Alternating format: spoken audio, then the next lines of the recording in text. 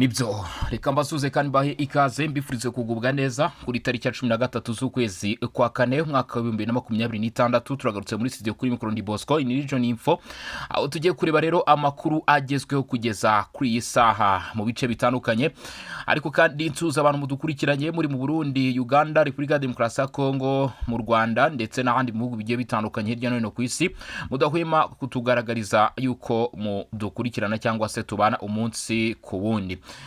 Kuri ubu rero tukaba tugarutse tugiye kureba amakuru agezweho ariko nanone kabisa tuza abantu mwakomeje kugenda mudutera yambo mutubwira aho muherereye.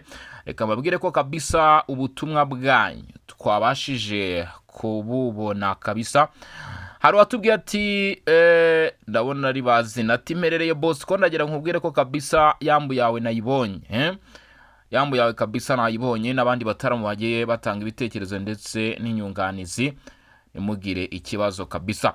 Reka rero nkubwire ko kuri mungu tugiye kwinjira muri aya makuru y'ibigezweho kuri aka kanya. Leta zunze ubumwe za Amerika zishobora kuba zigiye gukora akantu gakomeye cyane kubagize itsinda rya AFC 23 ndetse n'ingabo z'u Rwanda zivugwa gufasha kuri aba barwanyi. Ibi noneho bikaba bigiye kubera ku butaka bw'uburasirazuba bwa Republika Iharanira Demokarasi ya Kongo aho byatangiye kugenda bihuzwa mu by'ukuri n'imyanzuro Leta zunze ubumwe za Amerika zigenda zifata umunsi kundi mu bibazo mpuzamahanga bigiye bitandukanye bakomeza kugenda bagaragaza ukugiramo uruhare. Bati byanze bikunze Leta zunze ubumwe za Amerika ntakiza kubatangira muri iyi ntambara mu burasirazuba bwa Republika Demokarasi ya Kongo mu gihe bimanukiye bakinja mu ntambara ya Israel na Iran. None kuri ubu ngubu Amerika ikaba iri ku ruhembe rw'abari kurwana na Iran kurusha na Israel. Mu by'ukuri yari nyiri ntambara nkuko byakomeje kugenda bigaragara. Bati rero ikibazo cya nuclear weapons gishobora guhuzwa n'ikibazo cy'iterabwoba mu buryo bumwe se cyangwa ubundi vuba cyangwa none, kubera yuko ubu nyuma yuko Leta zunze ubumwe za Amerika zishyizeho ibihano bikomeye cyane byafatiwe ingabo z'u Rwanda zishinjwa cyangwa se zikurikiranweho kugira uruhare mu burasirazuba bwa Republika Demokarasi ya Kongo. Ibyo bihano bikaba byari byo kubuza izo ngabo kwerekeza ku butaka bw'uburasirazuba bwa Republika Demokarasi ya Kongo. Hakaba hakomeje kubaho kwinangira. Kuri ubu ngubu biravugwa ko nta kindi gisigaye, nta kindi kintu gisigaye no gukemura ikibazo mu buryo bwa gisirikare. Amahirwe ahari nuko mu by'ukuri ubushakashatsi bwakozwe nuko ibi bishobora kuzakorwa, ariko Leta zunze ubumwe za Amerika nk'igihugu cyakomeje kugenda kigaragaza ko aho ikibazo kiri nabo ariho bagisanga bakagikemurira. Ngira ngo murabona ko ibibazo bya Iran na Leta zunze ubumwe za Amerika n'ubundi biri gukemurirwa muri Iran, muri izo nganda zigiye zitandukanye zikora ibyo bisasu by'ubumara. Niho Leta zunze ubumwe za Amerika bakomeje kugenda babombarida cyangwa se barasa, ndetse barasa na bamwe mu bayobozi bakuru bari muri kiriya gihugu hariya rwose muri Iran. Twagaruka mu burasirazuba bwa Republika Demokarasi ya Kongo, ibikorwa birakomeje umunsi ku wundi. Intambara yamaze kuba akasamutwe, intambara yamaze gufata urwego ruhanitse cyangwa se yamaze kuba yafata indi ntera. Ibingibi abenshi bakabigeranyira no kuba ari uguhamagarira cyangwa se ari ukwigeranyira akazihamagara byo guhamagara Leta zunze ubumwe za Amerika bati nimuze noneho duhangane. Amerika yafata ibyemezo bigiye bitandukanye, kandi kuri ubu na Amerika mu by'ukuri yamaze kubacira n'ikubitira hagati yayo na Republika Iharanira Demokarasi ya Kongo. Na Amerika yamaze kubasoma mbike kuri Tshisekedi nk'uko bimaze kuba byagaragara. Bivuze ngo nibyo tuza gusanga kuri Benjamin Netanyahu ndetse na Amerika, ibyo turi kubona kuri Antoine Felix Tshisekedi Chilombo ndetse n'uyu Perezida Donald Trump. Republika Demokarasi ya Kongo ni igihugu gifite amahirwe menshi cyane atarayo kwizigeza na buri umwe wese ubonetse biragoye. Ari nayo mpamvu kuri ubu ngubu ari igihugu nkeka ko kiri bihugu bya mbere bya Afurika bishaka kuvuga rikijyana. Kubw'ibyo rero iki kibazo cya Republika Demokarasi ya Kongo abenshi ngira ngo niba mwamaze kubibona biragaragara yuko ibiganiro bisa nkaho byakubise igihwereye. Ibyari byitezweho umusaruro nibyari birimo kubera Qatar, Idoha muri Qatar. None ibiganiro nabyo urabona ko niba babivanye Idoha muri Qatar bakabijyanye mu Busuwisi batangiye kugenda babisharajaza, urumva amahirwe asigaye ni make yuko ibiganiro no muri bishobora kuzaba byatanga igisubizo. Abandi bati nta nubwo ari ku nshuro ya mbere ibyo bibayeho. Cape Town byarabaye Rwanda, byarabaye Nairobi, ntacyo byigeze bigeraho, nta musaruro byigeze bitanga. Ndetse na Doha birabaye. Ni ukuvuga ngo ibi biganiro bigiye gusubukurirwa Switzerland biri gufatwa nka phase retour cyangwa se phase ya kabiri y'ibi biganiro bya Doha.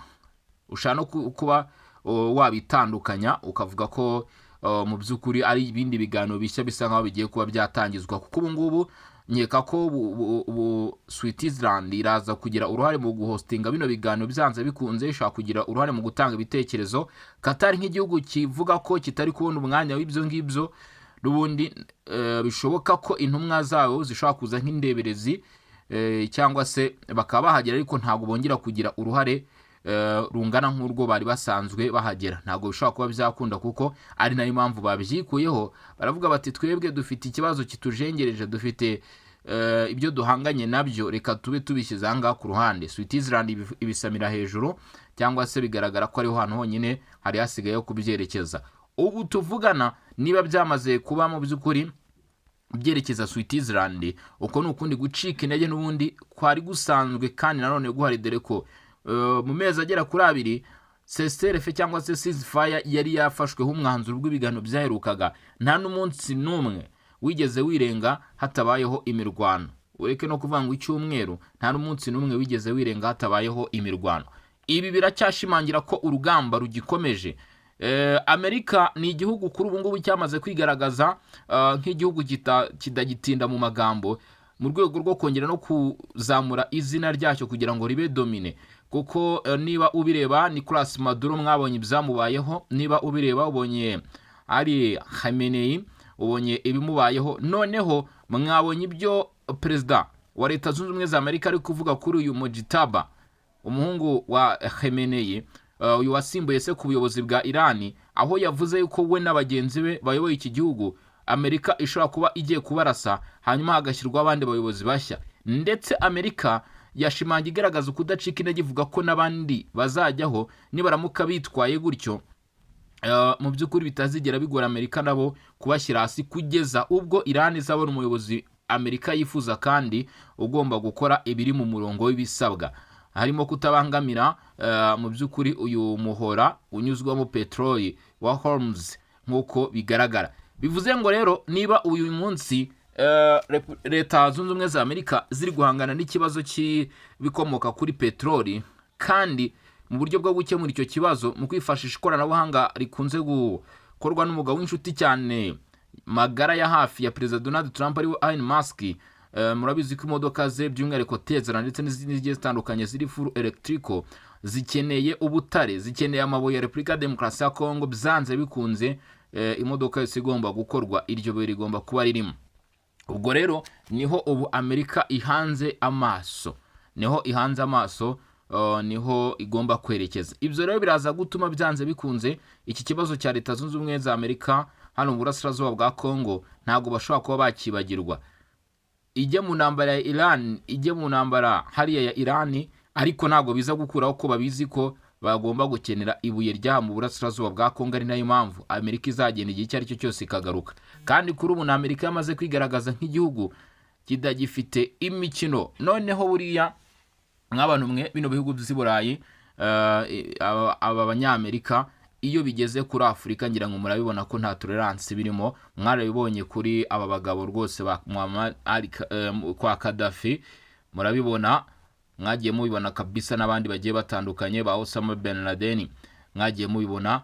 Ibyo ngibyo ntabwo ari ukuvuga ko biba muri Afurika gusa, n'ahandi hagenda haba ibyaha bikomeye cyane, ariko by'umwihariko ubu ngubu mwagiye mubibona ko kuri Afurika za Libya mwaribonye nta mikino.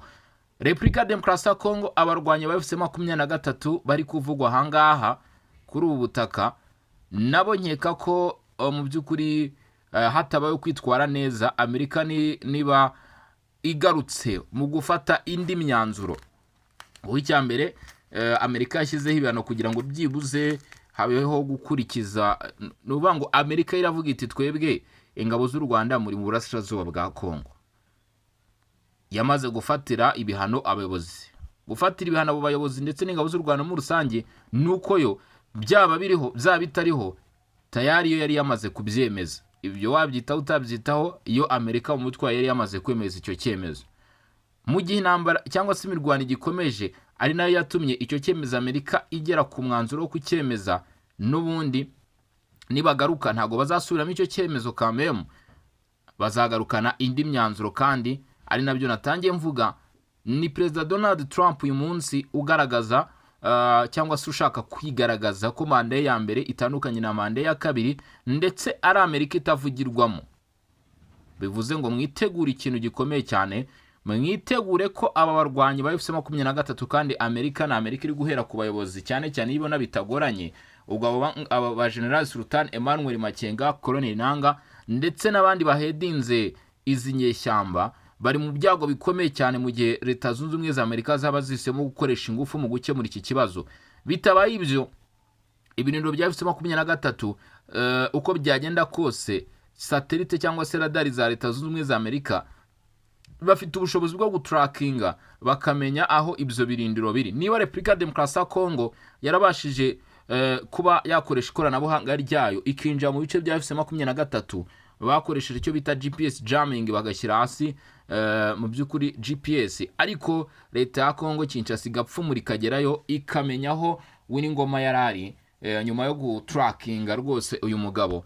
Ntabwo wumva ko ibyo byananirana kuri Leta Zunze Ubumwe za Amerika mu rwego rwo gushyira hasi abayobozi b'izi nyeshyamba. Bitabaye ibyo, hakabaho kurasa ibirindiro mu by'ukuri by'izi nyeshyamba. Ariko ku bijyanye n'ibirindiro, kubera ko ubu ngubu irondo ryamaze kwivanga n'ibisambo, niko nabivuga kugira ngo mve ukuntu bimeze, ntago nkeka ko Leta Zunze Ubumwe za Amerika baza gufata icyemezo cyo kurasa ku butaka bw'uburasirazuba bwa Kongo, kubera yuko Amerika n'ubundi ntago ikunze gukora izo operasiyo. Muri operasiyo bagiye bagaragaza kenshi, nawe usanga bashobora kugenda mu by'ukuri nk'abayobozi, dore ko Amerika ubundi nta nubwo ijya igaragaza ko ibikeneye imbohe zabo z'ibyo byihebe cyangwa se zabo ngabo baba bakora ibyo bikorwa, ahubwo abari shoot on target, nta guca ku ruhande. Mwabonye erega izi ntambara zaberaga muri Libya za peteroli. Uyu munsi peteroli ni ikintu kirimo kiragenda hashakirwa umuti wo kugira ngo kive ku isoko,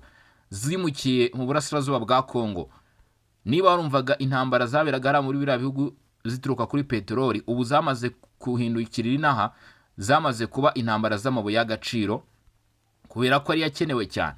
Ubwo rero uko wumva ibyihebe, murabizi aho bitaba Ardiza Wahiri, uko wumva ibyihebe hariya byagiye bigenzwa, why not uyu munsi tutabona yuko dore ko Leta ya Repubulika Demokarasi ya Kongo yamaze kwimika aba FC-23 nk'abateroriste. Ntabwo uyu munsi babita baraberi cyangwa se rebels, babita teroriste.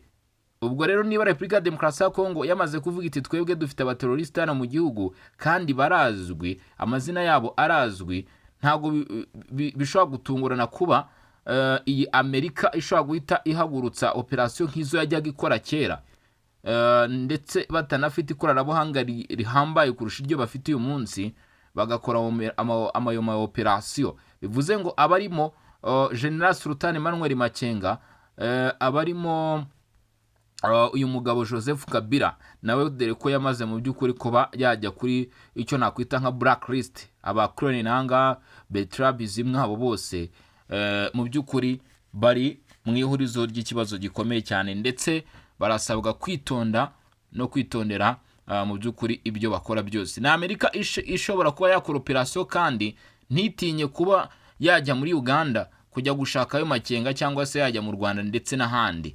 Ibyo ngibyo Amerika ntabwo bishobora kuba byayikanga, dore ko murabizi ko abagabo bategura operasiyo, abayobozi bose, kabine yose ikicara bakaba bayirebera live, bamara kuyikora bagahita banayiprimeringa rwose ku isose, mukayibona mwagiye mubona mu operasiyo uko yagiye akorwa. Bamwe twari tukiri bato, abandi twari mu mabyiruka, mureba rero by'umwihariko ku bwa Perezida Barack Obama mwagiye mubona mu operasiyo Leta Zunze Ubumwe za Amerika zakoze. Uyu munsi rero nkeka ko imyanzuro ikakaye Barack Obama yafashe itananiro bita Perezida Donald Trump turamutse dushyize ku meza tukareba uburyo ki aba bagabo bafata ibyemezo, ntabwo byaba bigoranye cyane kurusha uko Barack Obama yafashe ibyemezo kuba byagora Perezida Donald Trump, dukurikije n'imyanzuro afata ndetse n'uburyo uyu mugabo yakunze kwigaragazamo mu gukemura ibibazo. Ibyo rero biraza kuba ingorabahizi cyangwa se biraza kugora bikomeye cyane mu by'ukuri izi nyeshyamba, mu gihe ibi biganiro bya Doha biraba kugeza kuri ngubu byongeye kugaragara nk'ibikubise igihuhereye, nubwo n'ubundi abenshi bavuga ko byamaze kurangira.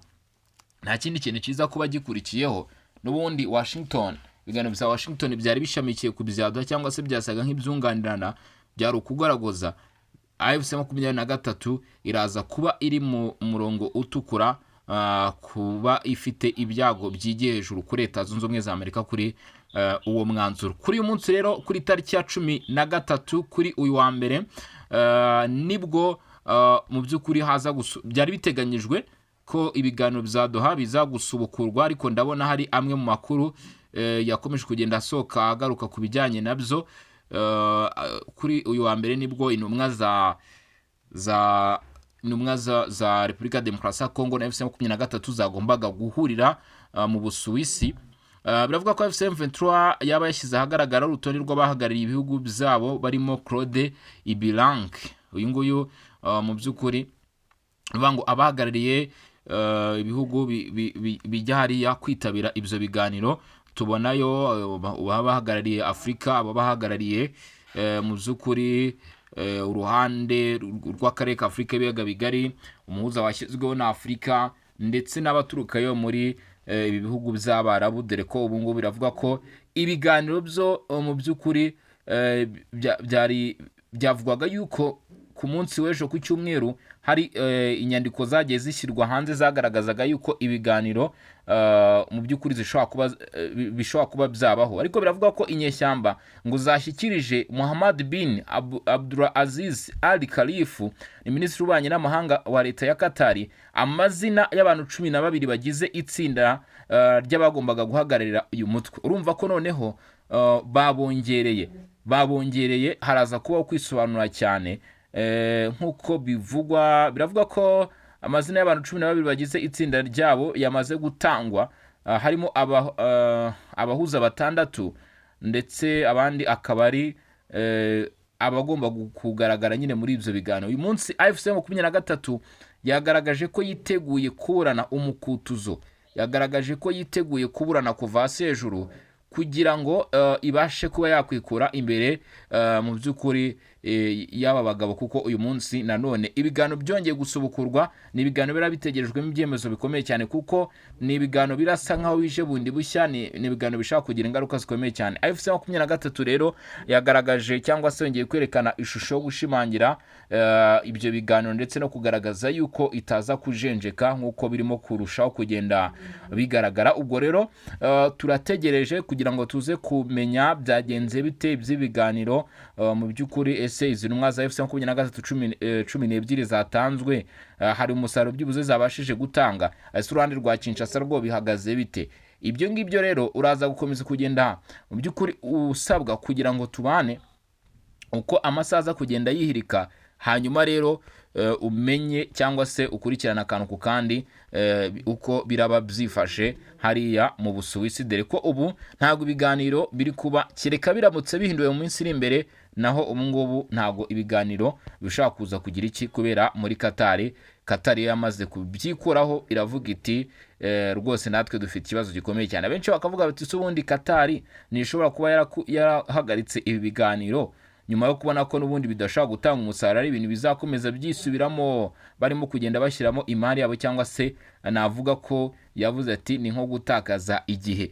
Nabyo bigenda bikekwa na benshi, ariko ibyo ngibyo ntago ari umwanzuro wigeze utangazwa, kuko urumva ko uyu nguyu Mohammed uyu nguyu minisitiri w'ububanyi n'amahanga wa Qatar n'ubundi aracyabigiramo uruhare ni Mohammed bin Abdulaziz Al Khalifa. Uyu nguyu aracyari mu bari gukurikirana uko ibiganiro birimo biragira iki birakorwa. Urumva byahise bishyirwa muri kategori y'ububanyi n'amahanga, byamaze kuba byakurwa ku kibazo cyihariye cya Qatar, kuko ubundi mwari muzi ko abayobozi bo hejuru muri iki gihugu babaga babigizemo uruhare, ugasanga nyine hari ibyo baza gukora cyangwa se bafitemo inshingano, ariko ubu ngubu urumva Qatar igiye kubigiramo uruhare nk'ibijyanye n'ububanyi n'amahanga, ku buryo ahubwo ushobora gusanga ko iki kibazo uruhare rwose rwatangwa na Qatar rugiye kujya rutangwa n'Ubusuwisi. Uko nguko rero niko abenshi bavuga bati ibibazo birimo biragenda bicika intege, plutôt ibiganiro birimo biragenda mu by'ukuri bicika intege, cyangwa se birimo biragaragaza ukugenda kurangira cyangwa se iherezo ryabyo. Kambashimire rero mbabwire mwakoze cyane kudukurikirana muri aya makuru cyangwa se muri aya masaha. Turagaruka mu kanya kari imbere, mbararikire rero kuza gukurikirana ibiza kuba byabaye cyangwa se ko biza kuba byagenze, hamwe n'andi makuru atandukanye, dore ko no ku butaka bw'Uburasirazuba bwa Kongo n'undi muri rusange naho bitoroshye na gatoya.